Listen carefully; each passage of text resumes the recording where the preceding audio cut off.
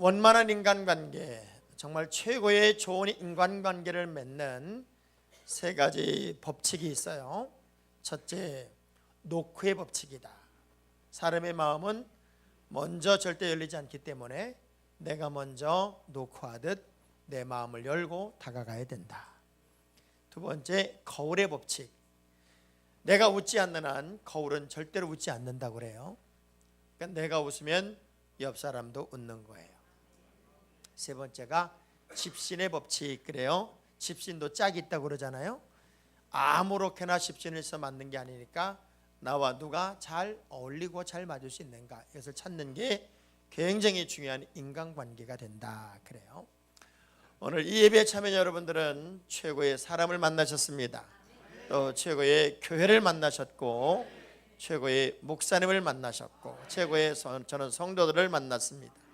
그래서 최고의 인간관계부터 출발한 아름다운 신앙이 하나님을 만나는 만남의 시간으로 이어지기를 기대하면서 말씀의 제목을 제가 독특하게 15%다 이렇게 말씀의 제목을 잡았어요. 전 세계 기독교 인구의 숫자를 22억 명으로 봅니다. 22억 명. 22억 명이라는 숫자는 인구 대비로 32%에 해당이 돼요. 32%. 그러니까 거의 3명당 1명이 기독교인이다라고 해도 과언이 아닐 만큼 기독교는 전 세계 종교임에는 분명합니다. 거기에는 캐톨릭, 또 개신교, 기독교 관계된 모든 종교들이 다 포함이 되어 있는 숫자를 말해요. 어찌됐건 거의 3분의 1쯤 되는 전 인구의 사람들이, 전 세계 인구의 사람들이 예수를 알고 하나님을 알고 기독교를 안다는 것은 놀라운 일이 아닐 수가 없어요. 자, 그런데 대한민국에 돌아보면 대한민국은 뭐 20%의 기독교 인구 얘기했지만 이제 개신교, 유사종교를 빼고 나면 정말 예수 그리스도만이 내 인생의 구세주입니다. 순수 기독교인, 혈통적으로 보면은 개신교인으로 볼 수 있는 인구를 15%라고 봐요. 그래서 우리는 정말 예수 그리스도가 내 인생의 주인이시고 그분만이 나를 구원하셨으며 그분 외에는 저는 어떤 이름도 구원 얻을 만한 이름을 준 적이 없다는 사실을 믿는 정확하게 15%에 해당되는 사람들이 저고 여러분입니다. 자, 이 15%가 됐다는 얘기는 나와 같지 않은 사람들이 이 대한민국 땅에는 85%가 있다는 사실을 또한 인정하자는 얘기입니다. 기독교, 특별히 예수 그리스도를 믿는다는 것 자체가 얼마나 어렵냐면 나와 같지 않은 사람이 85%가 있다고 하는 것, 그리고 이 15%가 존경받고 인정받고 박수받는 특권층 15%가 아니라, 물론 이슬람이 창궐하고 공산주의 국가에 비하면 훨씬 믿음 생활하기 편한 대한민국이란 땅덩어리에 살고 있지만 언제부턴가 예수를 믿으면 개독교 안티크리스찬들이 점점점 많아지면서 예수를 믿는다는 것을 당당히 말하기에 너무 어려운 환경 속에 우리는 있다고 하는 거예요. 인정받지 못하고 인정하지 않으려는 세태, 마치 우리를 향하여 비판의 총뿌리를 거르고 있는 사람들이 너무나 많은 그런 환경 속에 내가 15%의 크리스찬으로 산다고 하는 것은 결코 쉬운 일은 아닐 것 같아요. 그래서 예수를 믿는다는 것, 여러분이 정말 참 믿음의 사람이 된다는 것, 대단한 결정을 하신 것이고 놀라운 결단을 하게 된 거예요. 그러나 박수받지는 못해요. 그리고 요즘은 인정받지도 못해요. 그래서 15% 사는 건 쉬운 일은 아니에요. 본문은 어쩌면 그렇게 정말 어려운 결정을 해야만 했던 한 사람의 이야기를 이제 설명하고 있어요. 니고데모란 사람이 등장을 해요. 바리새인이에요. 그리고 율법학자예요. 그리고 이스라엘의 선생님이란 호칭을 들어요. 이 니고데모란 사람이 어느 날 예수님의 사역의 동선을 이렇게 따라다니면서 보면서 저 예수란 분에 대한 관심을 기울이기 시작해요.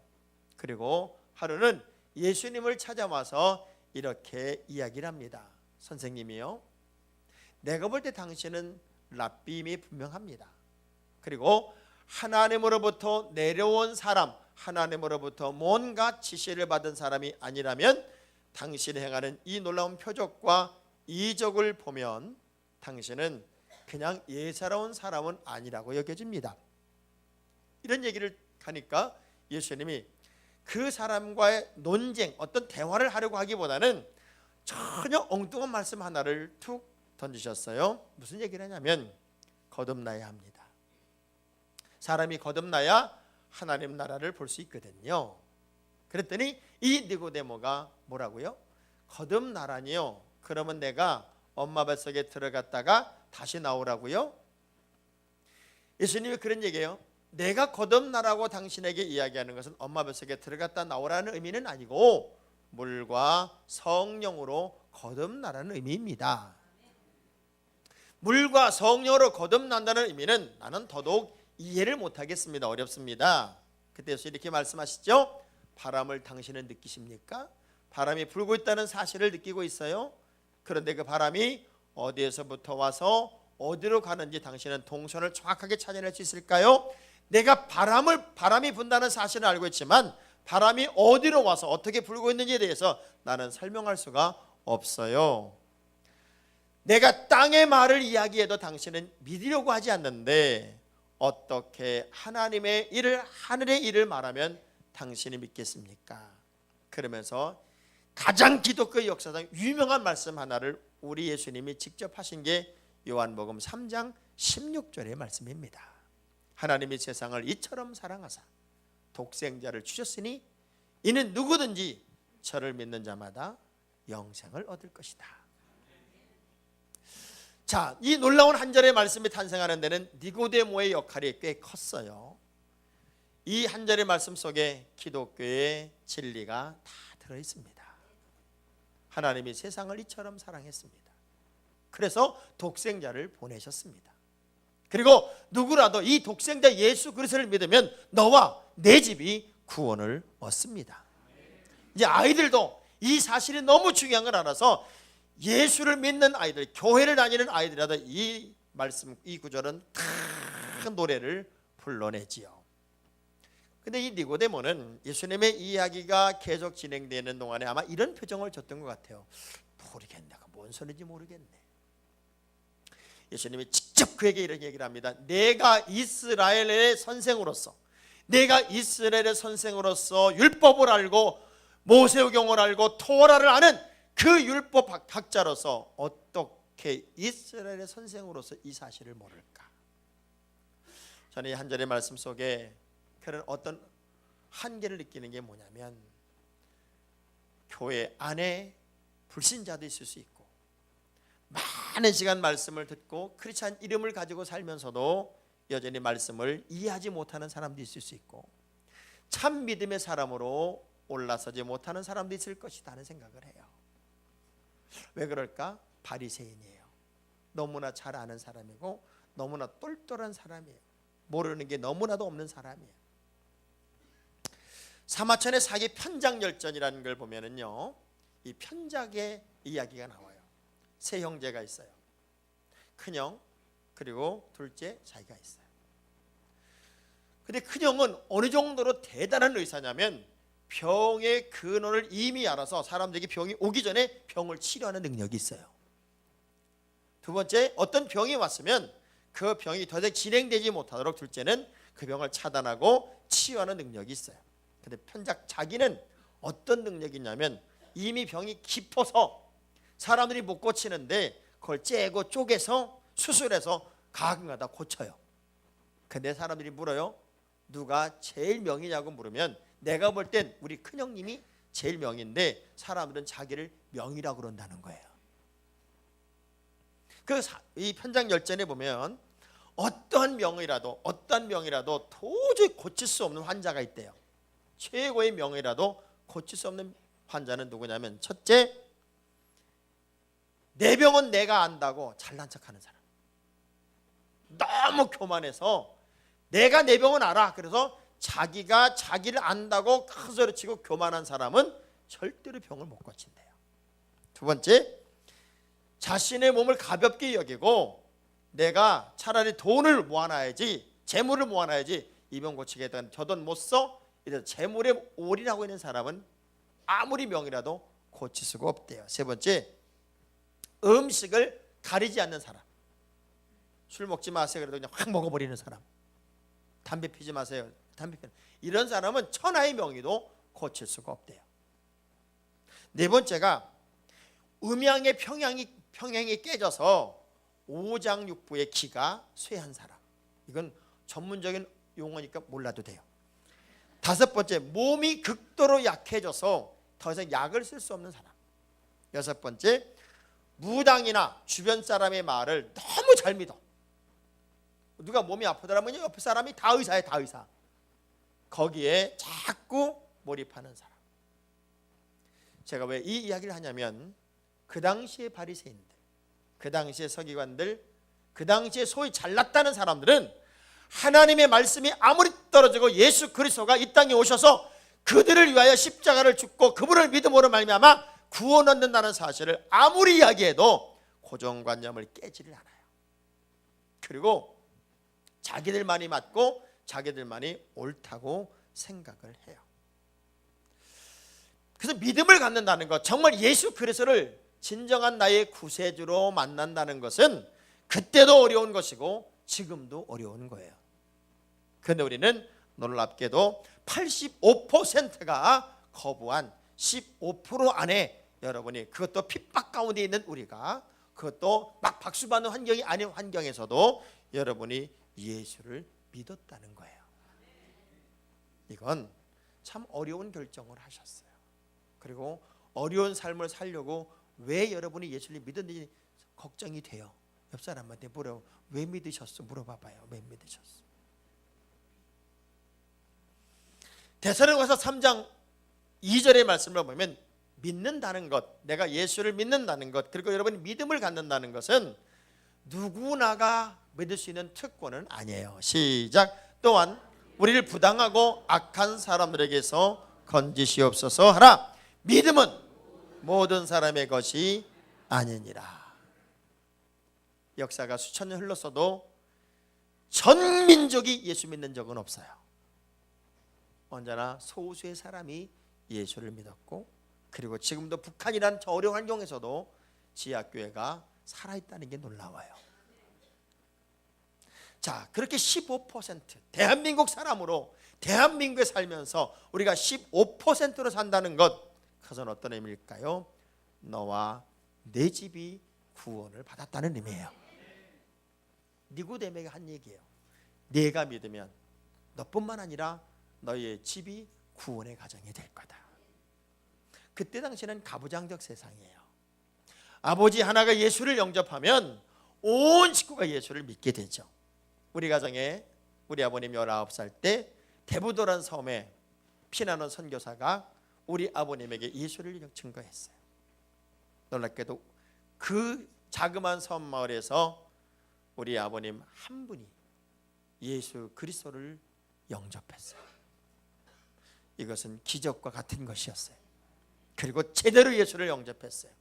모든 동생들을 불러 모았어요. 우리는 한 가지 중요한 결정을 하자. 주님 나라 갈 때까지 우리 온 식구 예수 믿자. 그리고 아이들을 예수 믿도록 가르치자. 장씨 가문의 장광순 장로란 한 분이 예수를 영접하고 났더니 우리 집안 모든 가족들이, 모든 식구들이, 그게 이모집이 됐든 고모집이 됐든 작은 집이 됐든 우리 집안과 관계된 모든 가족은 예수를 안 믿는 집이 하나도 없어요.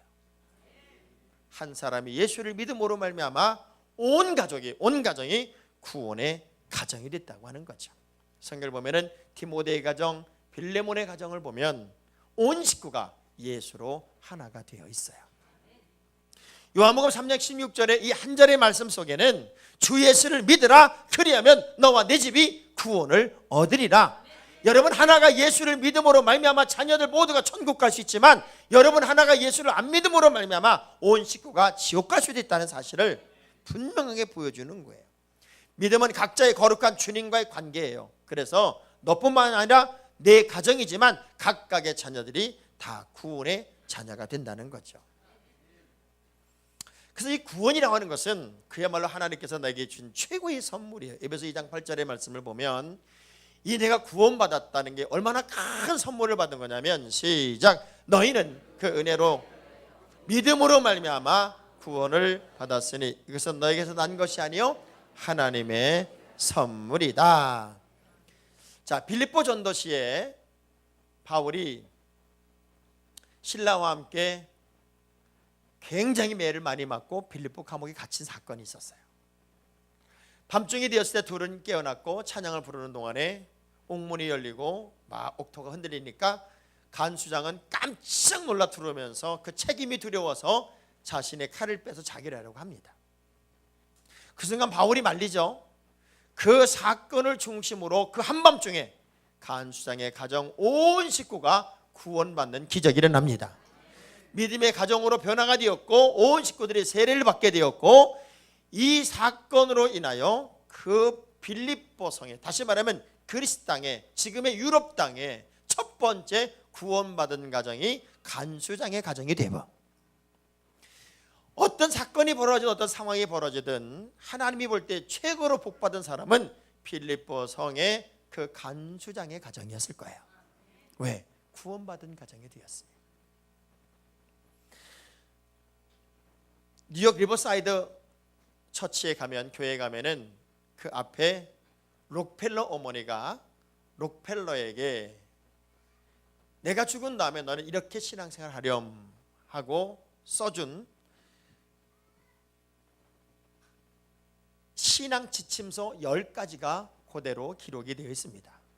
그 신앙 지침서 10가지 기록을 이렇게 보면, 왜 록펠러가 온 가족, 믿음의 가족 식구 전체를 통해서 구원의 가정이 되었고 그리고 축복의 통로가 되었는지를 구체적으로 알 수가 있어요. 자, 10가지 신앙 지침서를 이렇게 보면 왜 록펠러가 복을 받았고 왜 록펠러가 위대한 인물이 되었는지를 분명하게 알게 돼요. 그 엄마가 가지고 있는 믿음을 자식에게 유산으로 물려주는 거예요. 자, 거기에 10가지 지침에 우리가 늘 들어도 이건 강조하고 강조해도 더 강조해야 할 그런 신앙의 지침서예요. 첫째, 아들아, 너는 하나님을 친아버지, 친엄마 이상으로 섬겨야 한다. 내가 가장 사랑하는 아버지, 내가 가장 사랑하는 엄마라도 하나님보다는 더 사랑하면 안 돼. 하나님이 친엄마 아버지보다 더 사랑해야 된다. 두 번째, 목사님을 하나님 다음으로 사랑하렴. 내 신앙생활에서 목사님과 영적 관계가 온전하지 않으면 신앙생활은 결코 성장할 수가 없다.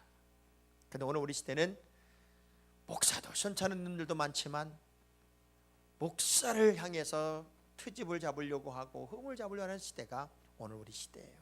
근데 록펠러는 그것에 대해서 철저하게 목사님을 하나님 다음으로 여겼다는 거예요.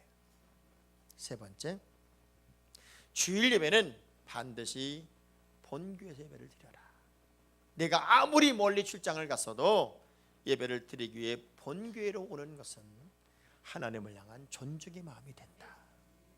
네 번째, 오른쪽 주머니에는 11조 주머니를 항상 만들어서 이 11조를 그때그때마다 모아서 하나님께 철저한 11조를 드려라.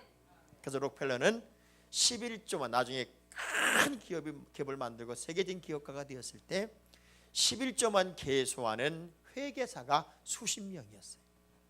11조, 정확한 11조를 드리기 위해서. 다섯 번째, 아무도 원수로 만들지 마라.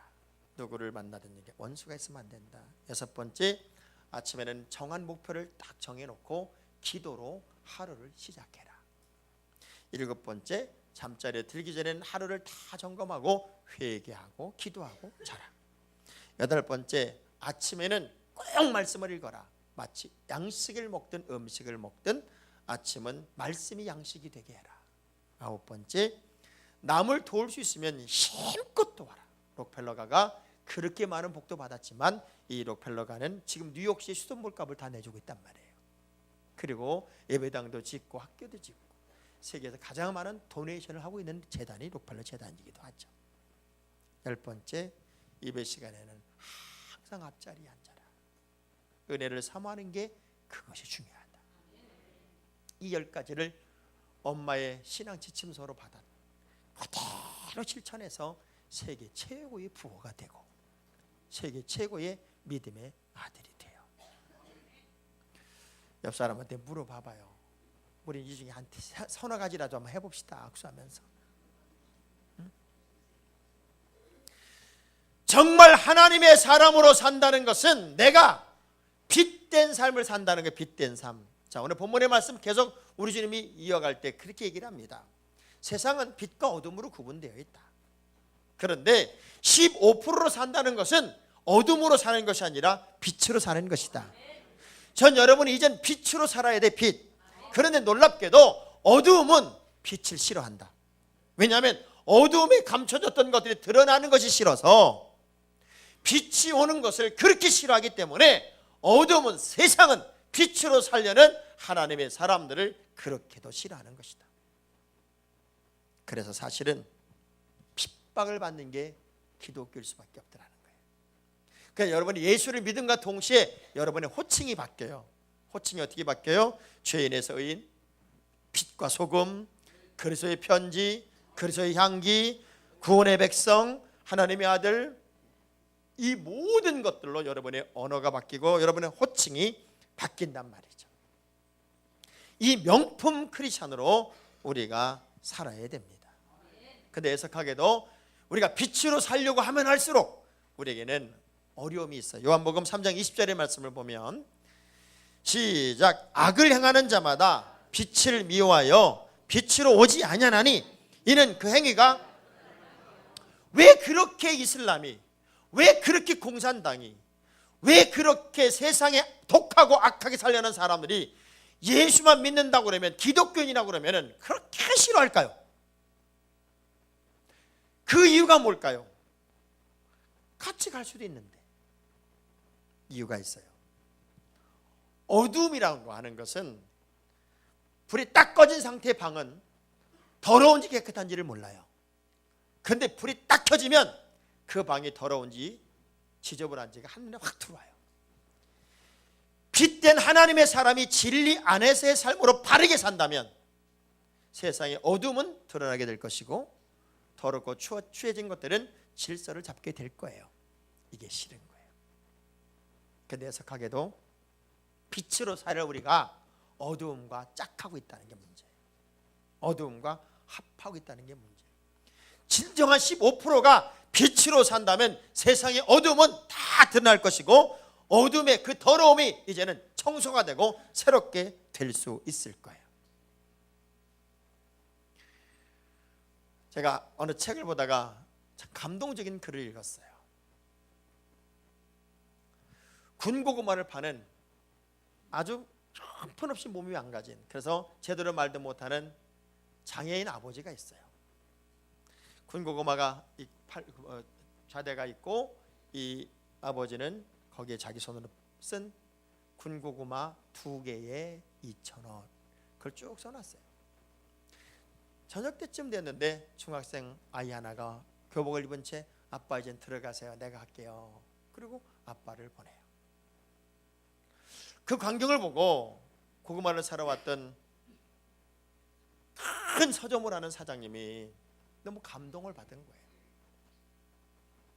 학생, 아버지인가? 내 아버지입니다. 공부하고 와서 자네가 저녁 내내 이 군고구마 장사를 하면 피곤해서 어떻게 괜찮습니다. 공부할 때 책이 필요하지 않나? 필요하지요. 제가 책을 네가 필요한다면 모든 책을 다 줄 테니 책을 내가 줄 수 있게끔 하겠나 그랬더니 이 중학생이 하는 얘기예요. 저는 책이 필요 없습니다. 저는 매일매일 최고의 감동적인 베스트셀러를 읽고 있습니다. 누가 책을 대주는 사람이 있나? 아닙니다. 근데 어떻게 비싼 책을 그렇게 매일같이 많이 읽을 수 있어?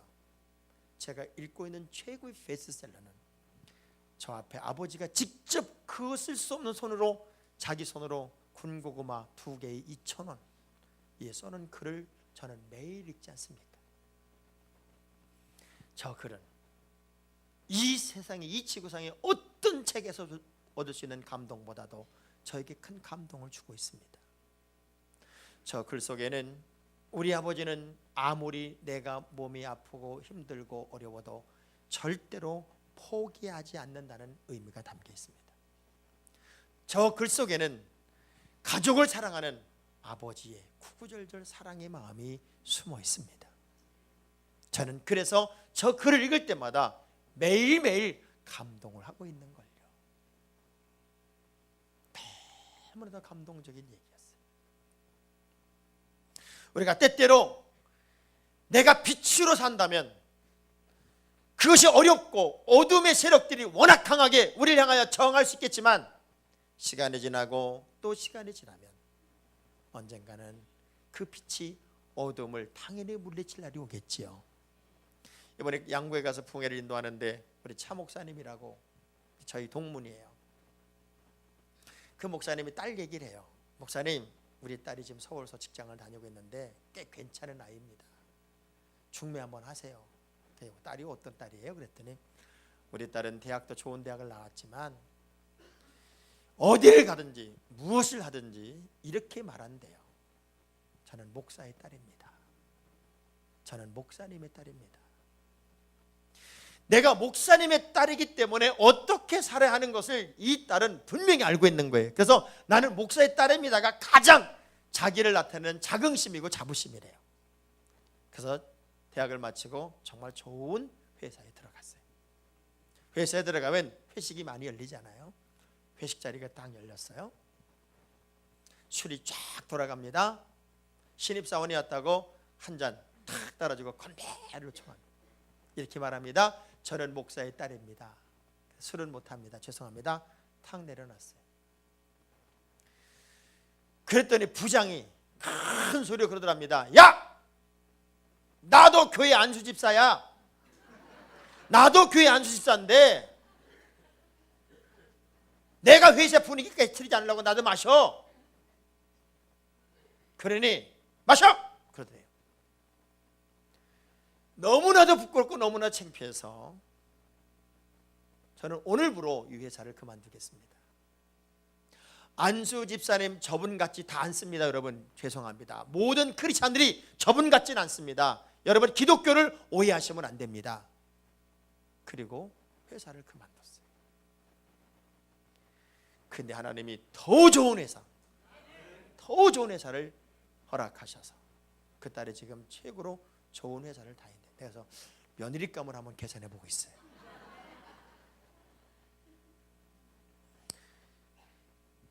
에베소 5장 8절의 말씀을 한번 보세요. 우리가 전과 지금이 어떻게 달라야 되는지. 시작. 너희가 전에는 어둠이더니 이제는 주 안에서 빛이라. 우리는 빛의 자녀처럼 행하는 것이고, 내가 살아가는 모든 삶의 이야기는 하나님 나라의 기록서에 다 기록이 된다는 거예요. 그래서 따라서 나의 행위가 기록됩니다.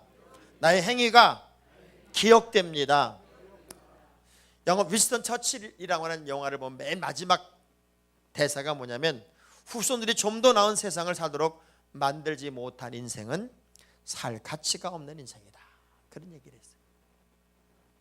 여러분이 살아가는 모든 삶의 동선들은 다 기억이 돼요. 오늘 본문의 말씀에도 그런 얘기가 있어요. 저는 성경에서 가장 세고 무서운 말씀을 심은 대로 거둔다라는 말씀이라고 늘 여겨요. 왜냐하면 내가 심은 것을 성경은 최하가 30배로 보니까요. 그래서 정말 잘 심어야 되고 제대로 심어야 되고 온전히 심어서 온전히 거둬야 됩니다. 잔머리를 살살 구리는 신앙생활보다는 하나님 중심으로 서려는 노력이 우리에겐 필요하죠. 제가 요즘은 자녀들이 엄마의 하는 행동이나 부모의 하는 행동에 대해서 막 태클을 걸 수도 있는 가정들이 많아서 제가 우리 컬럼을 썼어요. 우리 김명숙 권사님 이야기를 썼어요. 그러면서 제가 이 글을 한번 올리고 싶은데 이거 성근대 집사가 알아도 괜찮아요? 그랬어요. 엄마! 그거 하지 마! 그럼 어떡하냐 그 얘기죠. 그랬더니 권사님 뭐라 하면, 목사님 그 돈 성근 집사가 가지고 있어요.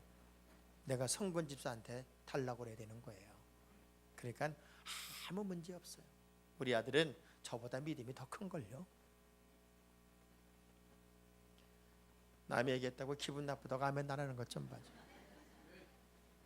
진짜 믿음이 뭘까? 진짜 가문에 흐르는, 가게에 흐르는 진정한 믿음이 무엇일까? 그 가게에 흐르는 믿음의 흐름을 여러분은 봐야 돼요. 왜냐하면 소아시아 7교회를 향하여 주시는 주님의 계속적인 말씀이 뭐냐면, 내가 내 행위를 아노니, 내가 내 행위를 아노니, 내가 내 행위를 아노니.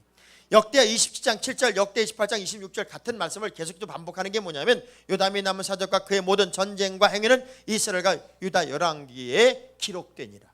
아하스의 남은 시종 사적과 모든 행위는 유다와 이스라엘 열왕기에 기록되니라. 다 기록이 된다는 거예요. 내가 무엇을 했든지 간에 진짜 믿음의 사람으로 사는 사람들의 모든 행위는 다 기억에 되고 기록에 남고 기억된다는 얘기예요. 초등학교 아이들이 분반 공부 시간에 전도사님한테 그러더래요. 전도사님, 하나님하고 예수님은 아버지와 아들 사이 아니냐, 부자지간 아니냐. 맞다. 그랬더니 애가 터뜬 그러더래요. 근데 왜 성이 다르냐, 하씨하고 예씨 아니냐. 그러니까 뒤에 있던 걔보다 좀 나이 많은 형이 걔 머리를 툭 치면서, 이 무식한 놈 같으니라고. 미국 사람들의 성은 뒤에 붙어 임마. 하나님, 예수님 닦았잖아.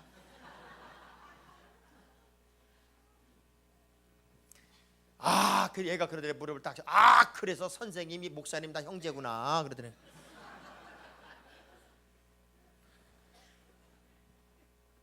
우리가 그리스도 안에 있다면, 정말 하나님의 사람으로 사는 거라면, 우리가 무엇을 하든지 간에 내가 심은 것, 내가 주님께 작은 것이라도 내놓은 것은 다 기억이 돼요. 그래서 마태복음 10장 42절의 말씀을 보면 우리 하나님이 얼마나 많은 섬세하게 기억하고 있는지를 이렇게 말씀하세요. 시작. 또 누구든지 제자의 이름으로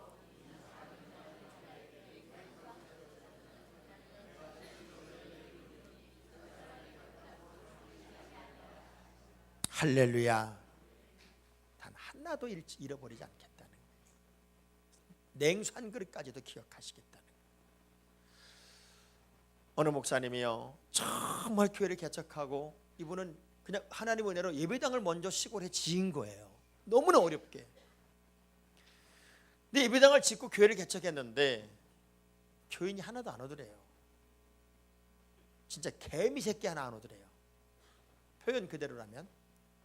근데 어느 날 술 주정뱅이가 술이 잔뜩 취해가지고 예배당 문을 딱 열고 들어오는데 너무나 반갑더래요. 그래서 문을 딱 걸어 잠그고, 술 주정뱅이한 그 술 잔뜩 취한 사람은 이렇게 얘기를 했대요. 들어올 때는 당신 마음대로 들어왔으나 나갈 땐 마음대로 못 나간다. 그 문을 딱 걸어 잠그고 그냥 졸고 앉아있는 그 사람에게 설교를 계속 하는 거예요. 3시간을 넘게 했대. 3시간. 근데 3시간쯤 넘으니까 술이 깨더래. 이 사람이 술이 깨니까 이제는 날아듣기다 싶어가지고 막 계속 5시간쯤 하니까 자기도 할 말이 없는데, 그 이분이 고개도 끄덕거리고 때로 눈물도 흘썽거리고 그러면서 5시간쯤 지나니까 손을 번쩍 들고 그러대. 목사님, 나 이제 술을 안 먹고요, 우리 부인한테도 잘할 테니까요, 나 좀 보내주세요 그러더래. 그래서 보내줬대요. 근데 놀라운 건 그 사람을 중심으로부터 교회가 부흥되기 시작하는데, 지금은 최적 1000명, 출석 500명 교회가 됐다는 거예요. 내가 언제나 최선을 다하면, 내가 할 수 있는 노력을 다하면 하나님은 정확하신 분이고 정직하신 분이기 때문에 우리의 모든 노력들을 기억해 주신단 말이에요. 우리나라에 서정열 장군이라는 장군이 있어요. 이분은 투스타예요. 원스타를 달고 8개월 만에 투스타가 됐어요. 이분은 어느 부대를 가서 이분이 사단장이 되든 사고가 사라져요. 제대하는 모든 병사들에게 띠 목도리를 하나씩 걸어주는데 거기다 이런 글을 썼어요. 절절포, 절절포. 절대로 포기하지 마라. 그리고 제대하는 병사들에게 병장들이 이제 병장을 딱 달면은 병장들만 모아놓고, 이제 곧 너희들은 세상에 나가게 된다. 근데 군에 있는 모든 사람들이 너희들을 저주하면 너희는 잘 될 수가 없다. 그러니 여기 있는 병사들이 너희들을 위해서 기도할 수 있도록 감동을 주고 떠나라. 그래서 병장을 다는 순간부터 그렇게 밑에 애들한테 잘하게 한다네. 그래가지고 부대 모든 사고가 다 사라져. 이분은 하나님 중심으로만 살려고 그렇게 애를 쓴다는 거예요. 그러니 말이 안 되는 8개월 만에 별 하나 더 달았다. 이건 역사가 그렇게 될 수가 없대요. 근데 하도 사고가 많이 나는 부대에 누군가를 보내야 되는데 대상이 이 사람밖에 없더래요. 그래서 이 사람 보내려니 그냥은 별을 2개를 달아야 되니까 할 수가 없어가지고 8개월 동안 훈련을 시키고 교육을 시켜서 긴급하게 별을 달려가지고 그걸로 보냈다는 거야. 그래서 이게 입지전적인 인물이 된 거예요. 여러분 보세요. 내가 무엇을 하든지 어디에 있든지 내가 하는 일들은 다 기억되는 거예요. 할렐루야. 그러니 제대로 심고 제대로 거두고, 여러분 누가 알아주든 알아주지 않든 정말 하나님 중심으로 살려고 해야 돼요. 대사를 칼을 찌른 그 대사를 칼을 찌른 김기정이란 이 인간은 그런 생각을 했을 거예요. 내가 영웅이 될 거야. 내가 영웅이 될 거야. 영웅? 웃기는 이야기가 됐어요. 그 대사가 영웅이 됐어요. 이분은 한국을 너무나 사랑하는 사람이었어. 그리고 이만큼도 원망을 안 해. 그러니까 미국에 대해서 조금 오해를 했던 사람들마저도 이제는 오히려 미국에 대한 따뜻함을 느끼는 거예요. 이 사람 때문에. 어쩌면 이 김기정이란 못된 놈 하나가 나라를 좀 더 안정적으로 만들었을지도 모르겠어요. 내가 무슨 일을 하든지 어떤 행동을 하든지 간에 하나님이 기뻐하는 일을 합시다. 주님께 영광이 되는 일을 하자고요. 그래서 여러분의 삶이 언제나 평화가 되고 감격이 있고 기쁨이 있기를 주의 이름으로 축원합니다.